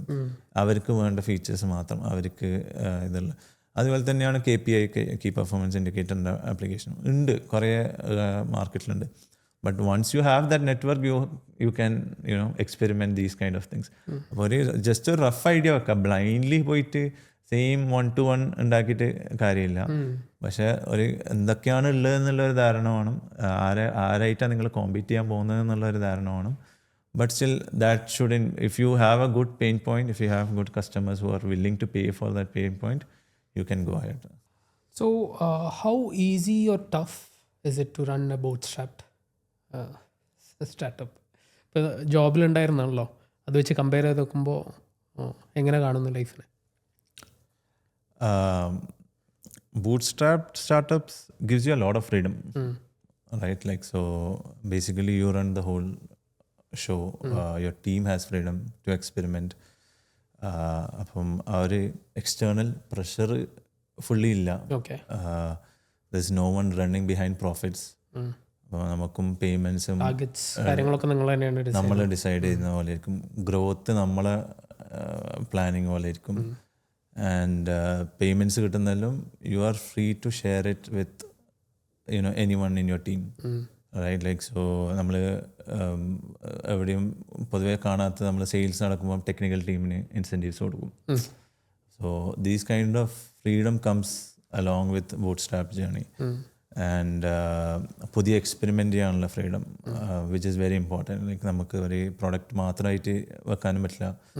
അപ്പം you have all this, right? Like so when it comes to investment you run behind money. ഇവിടെ ആ ഒരു ഇതില്ല. If you want money you work harder, get more money. When you want to slow down, when things are not going in your direction, you slow it down, wait for the right time. അപ്പം freedom എന്ന് പറഞ്ഞാൽ ഞാൻ ഒരു one വേർഡിൽ describe ചെയ്യുന്നുണ്ടെങ്കിൽ ബൂട്ട്സ്ട്രാപ്പിനെ ഇതാക്കാം. അപ്പം ഇതാണ് എനിക്ക്. അതിൻ്റെ ഒരു ടഫ് പാർട്ട് എന്താണ്? ടഫ് പാർട്ട് വിചാരിക്കുമ്പോൾ ലേണിംഗ് കേർവ് കൂടുതലാണ്. ആൻഡ് എനിക്കെല്ലാം മിസ്സായത് ഇപ്പം കുറേ റിസോഴ്സസ് ഓൺലൈനിലുണ്ട്. ഇപ്പം ഒരു ഇൻവെസ്റ്റ്മെൻ്റ് എടുക്കുമ്പം ആ ഇൻവെസ്റ്റേഴ്സിൻ്റെ നെറ്റ്വർക്കും കണക്ഷൻസും കാര്യങ്ങളെല്ലാം കൂടെ വരുന്നത് ഒരു വലിയൊരു ആഡ് ഓൺ ആണ്. നമുക്കൊന്നും ബൂട്ട്സ്ട്രാപ്ഡ് ആകുമ്പോൾ എവിടെയും നിങ്ങൾക്ക് അങ്ങനത്തെ ലെവൽ ഓഫ് ഇൻഫ്ലുവൻസും കാര്യങ്ങളൊന്നുമില്ല. But challenge is also that നിങ്ങൾ വിചാരിക്കുമ്പോൾ നിങ്ങൾക്ക് ചിലപ്പം പറ്റിയില്ല എന്നും വരും ഗ്രോ ചെയ്യാൻ. Like so everything has it's on time. നമ്മളത് നമുക്കിപ്പം ഒരു 5-10 പേരെ സെയിൽസിലേക്ക് ഒറ്റയടിക്ക് ഹയർ ചെയ്യണം, പറ്റില്ല. നമുക്ക് എല്ലാവർക്കും കുറച്ച് എന്താ പറയുക office space. So basically we started from 1 BHK apartment in Bangalore. Then after 6 months we move to 2 BHK. പിന്നെ നമ്മൾ 3 BHK കൊച്ചിയിൽ ഒരു 3 BHK അപ്പാർട്ട്മെൻറ്റ് നമ്മൾ കുറച്ച് കാലം വർക്ക് ചെയ്തു, ഓഫീസ് സ്പേസായി. അങ്ങനെ it's a step by step, right? Like so and if you are willing to take that journey, you need to be really patient. You cannot fancy yourself with creative things and നല്ലൊരു ലാപ്ടോപ്പോ ഇതൊന്നും ആദ്യം ആർക്കും ഉണ്ടായിട്ടില്ല. നമ്മളെല്ലാം മിക്കവരും personal laptops വെച്ചിട്ടാണ് ആദ്യം തുടങ്ങിയത്. then over time we buy laptops, we provide facilities. ഇനിയിപ്പോൾ അടുത്തൊരു കുറച്ചും കൂടി വലിയ ഓഫീസ് സ്പേസ് എടുക്കണം. അതൊക്കെയാണ് നമ്മൾ major goals in front of us. ദുബായിലും നാട്ടിലും അപ്പം എല്ലാതും ഒരു ദുബായിൽ കമ്പനി സ്റ്റാർട്ട് ചെയ്തു, മേജർ മൈൽ സ്റ്റോൺ ആയിരുന്നു. അപ്പം so it's these are the challenges and these are also the beauty for me in running a bootstrap startup. ഇതൊക്കെ എന്തെങ്കിലും ഒരു റോൾ മോഡലോ ഒരു ഏതെങ്കിലും ഒരു കമ്പനീനെ കണ്ടിട്ട് എപ്പോഴെങ്കിലും തോന്നിയിട്ടുണ്ട് ഇതുപോലെ? For example Zerodha is A bootstrap company. കുറേ നല്ല കമ്പനീസ് ഉണ്ട്. എനിക്ക് സെറോദ ഞാൻ സ്ട്രോങ് ആയിട്ട് ഫോളോ ചെയ്യുന്ന ഒരു കമ്പനിയാണ്. Zoho has a very amazing story. അവർ എന്താ പറയുക, ബൂട്ട്സ്ട്രാപ്ഡ് തുടങ്ങി, ഇൻവെസ്റ്റേഴ്സ് ഇല്ല, such a huge company. Even Belgium പോയപ്പോൾ അവർ വരെ ഉപയോഗിക്കുന്നത് സോഹോൻ്റെ ബുക്സും CRM ഒക്കെയാണ്. So it got the reach that they want. They are a $1 billion company. So I would rather chase a $1 billion company rather than a $1 billion valuation company. So it has its own but doesn't come. You are like, you need to be patient, really patient. You need to work towards it. It's a long term game. അത് മനസ്സിലാക്കി startup തുടങ്ങിയ പാടെ തന്നെ success കിട്ടും ഇതാവുന്നുള്ള വിചാരിക്കുന്നവർക്ക് പറ്റിയ ഒരു ഇതല്ല. Specially B2B enterprise bootstrapped. I think this is the longest combination you can get. അതിൽ ഓബ്വിയസ്ലി ഒരു കോ-ഫൗണ്ടർ ആയിട്ടുള്ള റിലേഷൻഷിപ്പ് ഇസ് വെരി ഇമ്പോർട്ടൻറ്റ്. അതൊരു ആ പാർട്ട്ണർ ബിൽഡിങ്. അപ്പോൾ ഒരു കോ-ഫൗണ്ടറെ സെലക്ട് ചെയ്യുമ്പോൾ ഇനീഷ്യലി എന്തൊക്കെയാണ്? Co-founder, I think I'm blessed to have a co-founder like Ijaz. Co-founder ideally ഞാൻ പറയും വിത്തിൻ യുവർ സർക്കിൾസ് കിട്ടുവാണെങ്കിൽ ഏറ്റവും ബെസ്റ്റാണ്. Complementary skill is a great add on. ഇപ്പം we don't like we have a clear communication line. അപ്പം ഇതെല്ലാം നമ്മൾ over time build ചെയ്താണ്.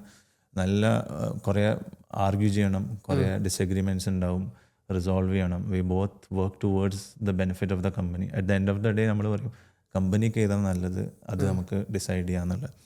അപ്പം പലരും പറയലുണ്ട്, പക്ഷെ നമ്മൾ ഇത് റിപ്പീറ്റ് ചെയ്ത് പറയുന്നൊരു കാര്യം, we are like husband and wife, right? Like so we have something as a baby with us.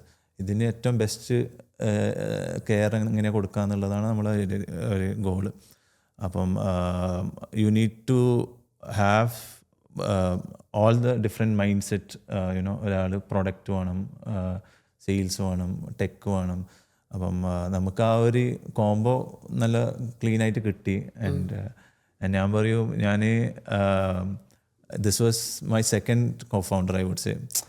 Basically ഞാനിത് എൻ്റെ കോളേജ് ഫ്രണ്ടായിട്ട് ഇത് ഞാൻ ട്രൈ ചെയ്തിരുന്നു ഇങ്ങനെ ഒരു ഇത് തുടങ്ങാൻ വേണ്ടി. But it didn't respond well. So first app ഉണ്ടാക്കിയെന്ന് മനസ്സിലായി.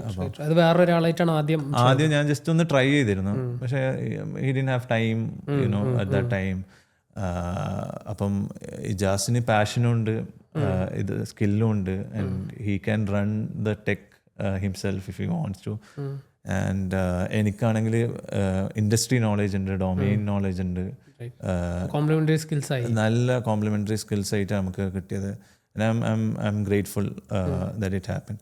So if you are looking for a co-founder, look within your circles, look with complementary skills, and എന്താ പറയുക, കൂടുതൽ എന്താ പറയുക മണി ഓറിയൻറ്റഡ് ആയിട്ടെല്ലാം പോകുന്നതാണെങ്കിൽ it will be very difficult.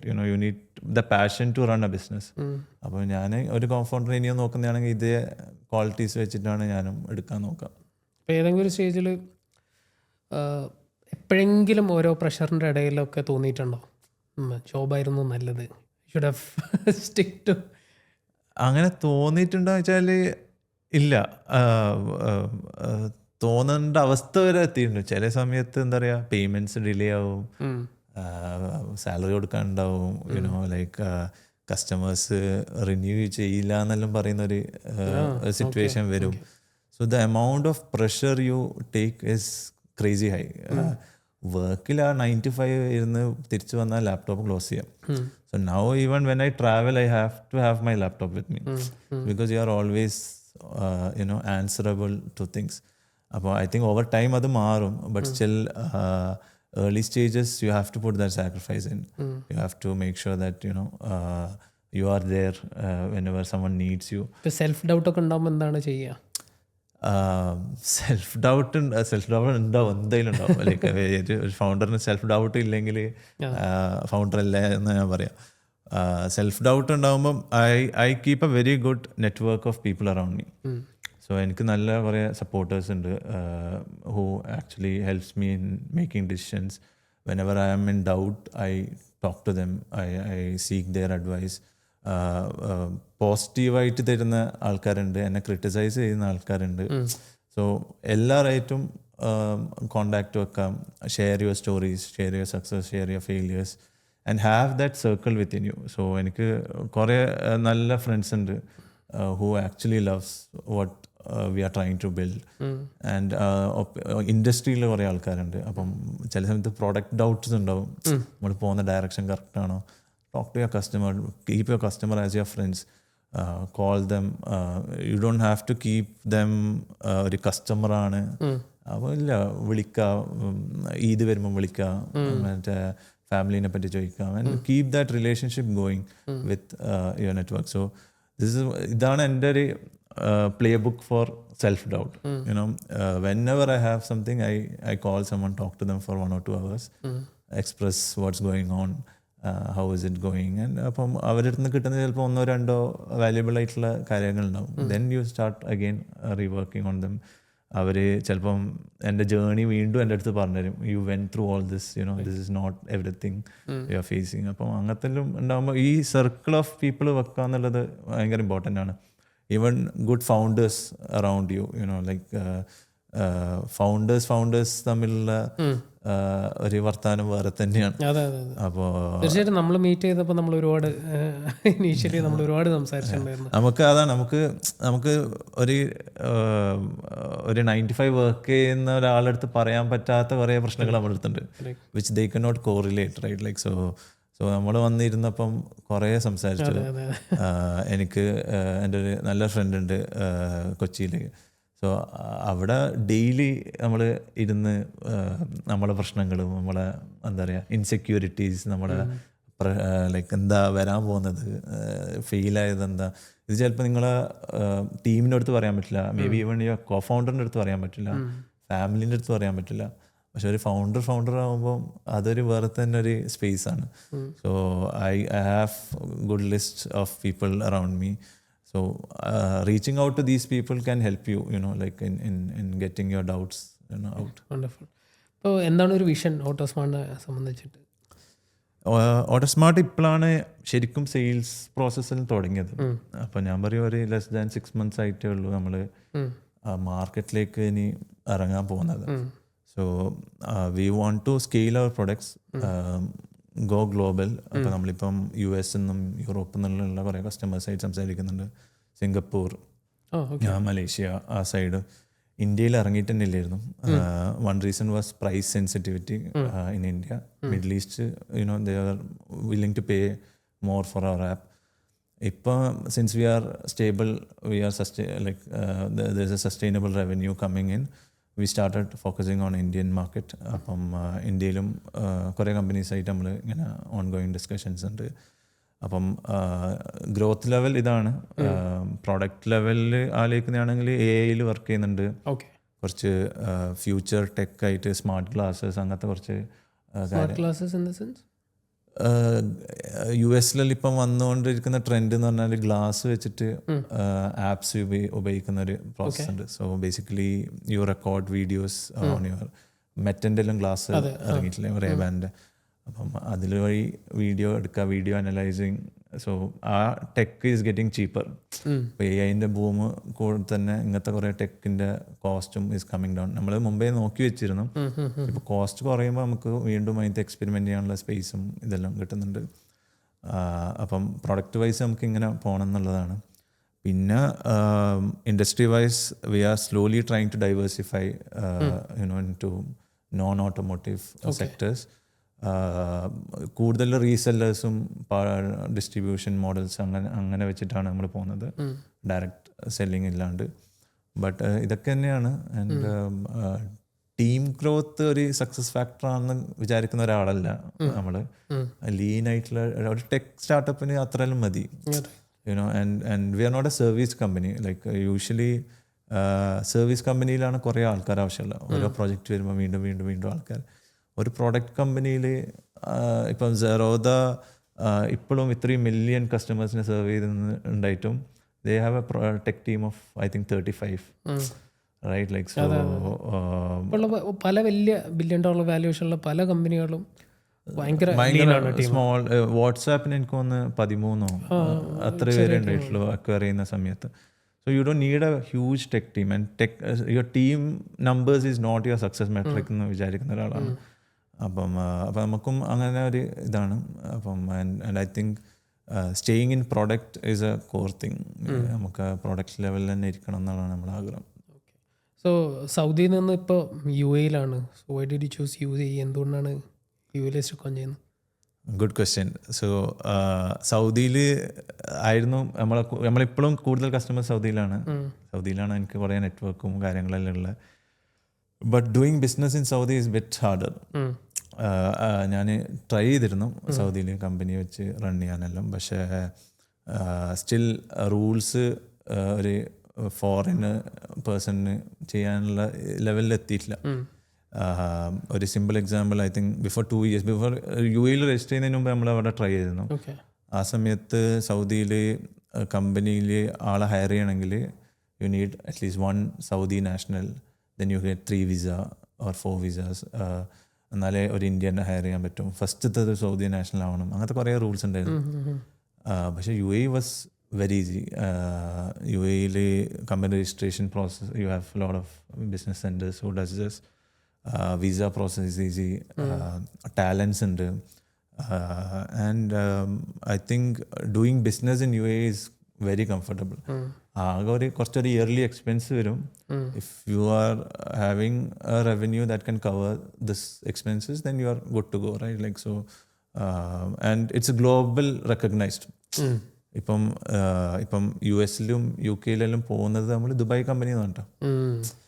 And they don't have a problem with that, with the name or anything. So UAE-ൽ നമ്മൾ ഇനി continue ചെയ്യണം എന്ന് തന്നെയാണ് നമ്മളെ ആഗ്രഹം. So anyways, Naseef, it's time to wind up.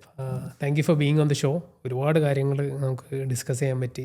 I hope വ്യൂവേഴ്സിന് അതിനനുസരിച്ചുള്ള വാല്യൂ കിട്ടിയിട്ടുണ്ടാവും. And all the best. Thank you Sharath. Thank you for inviting. It was ഭയങ്കരം എന്താ പറയുക, നമ്മൾ റൂമിൽ ഇരുന്ന് സംസാരിച്ച പോലെ തന്നെ ഇരുന്ന് ഇവിടെയും സംസാരിച്ചത്. And great initiative also because UAE-ലുള്ള മലയാളി ഫൗണ്ടേഴ്സിന് എന്താ പറയുക, അവരായിട്ടുള്ള ഈ കോൺവെർസേഷൻസും and everyone can learn from this kind of initiative. That's what we hope. Yeah, so good job and looking forward to more sessions sure from your side. Yeah, thank you. Bye.